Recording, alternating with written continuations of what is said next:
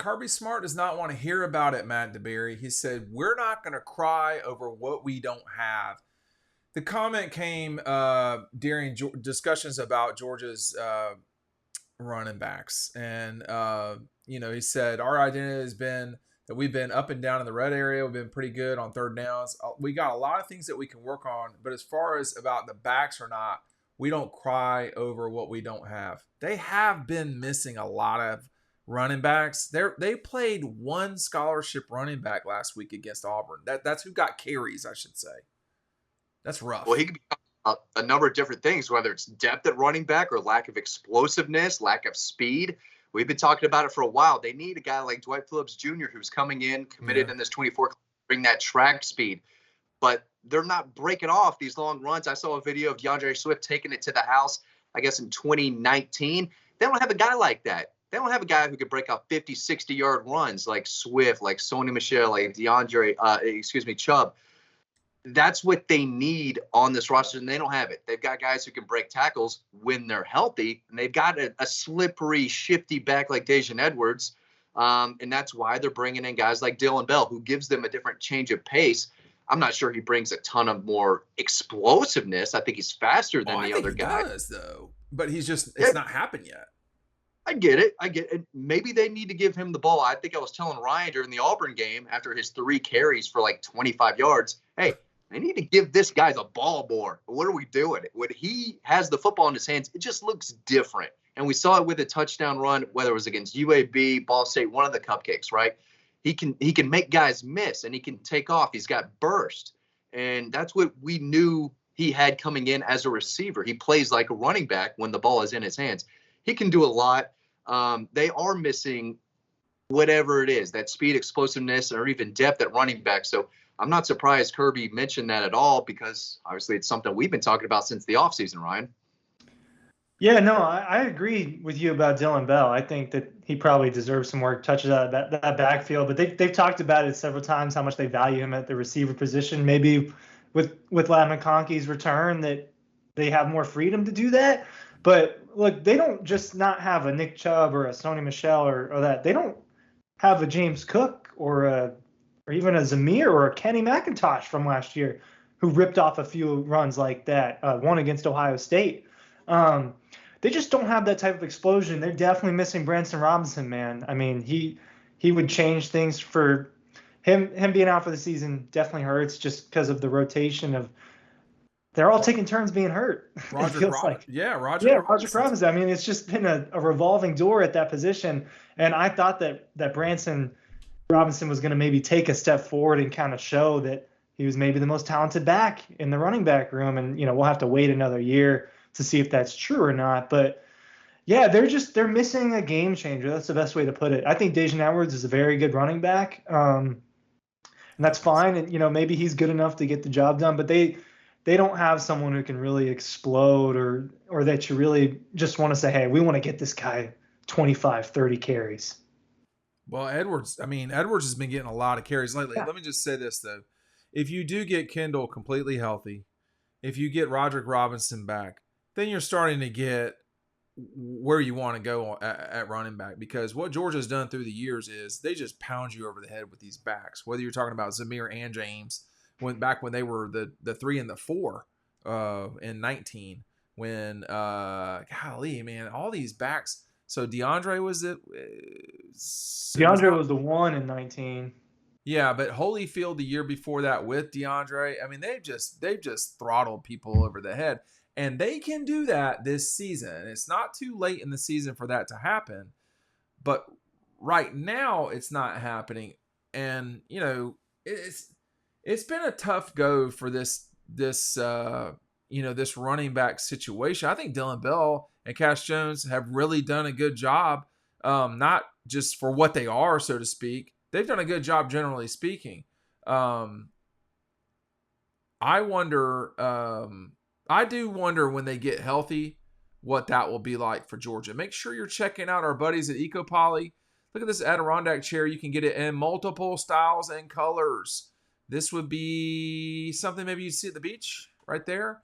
15% off, free shipping. There's a code underneath that y'all need to make sure you're checking out. I noticed Matt checking out the side screen, which makes me wonder if he's cheering his Phillies on, or are you watching the Diamondbacks? Yeah. Nothing. I got Breaking Bad over on the screen in front Well, of me. I know we were talking about DeAndre Swift earlier, who's a big Philadelphia. You're a big Eagles guy as well. Eagle, is it pronounced Eagles? It's losers. That's what I'm going to call it right now. But going back to the running back spot, Ryan, we talked all season of who's going to replace blanking his name, got drafted by the Seahawks. Kenny McIntosh. Gosh, catching the ball out of the backfield. We haven't seen that. We've seen Cash Jones. Cash Jones, little Mike Jones reference for you there, Ryan. He had a touchdown catch earlier this season, but there's not this go-to back out of the backfield that they can throw to, like Kenny McIntosh, remembering his name finally, who caught like 40 passes last year. That's something they're also missing, I think, from this running back group, that guy who can take a catch and take off down the field. But there's just something missing about this group. Yeah, and I think that Daijun Edwards was probably going to play a bigger role in that before, the situation that they have now has presented itself. Part of it's on the O-line, man, and they've taken a lot of ownership over the last couple of weeks. Tate Ratledge on, I think it was Monday. I mean, he was visibly upset with, his performance, and he just doesn't think they're playing to the standard. Whatever the standard is, he doesn't think the Georgia's offensive line is playing to it, and you can kind of tell they're just not dominating the way they did, last year. And this is a lot of the same guys, and yes. I know it's a little bit different now with Mims, and they've got chemistry. They've got some chemistry to do as far as Truss being out there on the right, and he talked about how they've got to work on some things, and they've rotated that left guard. It's mostly Fairchild, but they've thrown Micah Morris in there in the second quarter 2 weeks in a row now. That's part of it. But, and something that you were saying earlier, Daijun Edwards is getting those carries. But Daijun Edwards, he's a good running back, man. He's a really good running back. But 25 Daijun Edwards carries is not the same as like 25 Swift carries or 25 Chubb carries. It's just not the same. But he's been a touchdown machine through 3 games. I do want to give all due respect to, like Nick maybe is not the right comparison, but all due respect to everybody else that's played at Georgia. At Georgia, they've not really been 25 carry guys, Ryan, because they've had a zillion guys out there. What I'm suggesting is when you go back and you get, what's Paul's situation, Ryan? Exactly. I don't know what it is either off the top of my head. Look, because people keep asking about that. People keep saying that. I mean, he'd be on the field if they thought he was good enough to be on the field, he'd be on the field. And maybe he's dealing with something, but he's looked good when he's in there. Correct. But what I'm trying to say is, it's not like he's out for the season that we're aware of. So you still have Paul, Milton, and Robinson that are all, possibly coming back. Then you're starting to look at 5 legit's the wrong way. But then you're starting to look at, 4 scholarship running backs who are all playing at the same time with the addition of Cash Jones as well as Dylan Bell. That becomes a different monster if you are taking Kendall Milton's 10th run in the early fourth quarter. That's not going to be a lot of fun to deal with. I mean, like, people say whatever they want about Kendall Milton. That's fine. But, dude, that you don't want to deal with that guy at the end of games. Ask Auburn about that. That's not a lot of fun. Real quick, for $3, Matt, what's Mike Jones' telephone number? Very quickly. 770-6544-866. It's not 770. And quickly, Matt, or MC Ryan, and then Matt, pizza or steak Saturday night? Oh. Let's go back to steak this time. Matt. Pizza's going to be quicker. It's going to be late.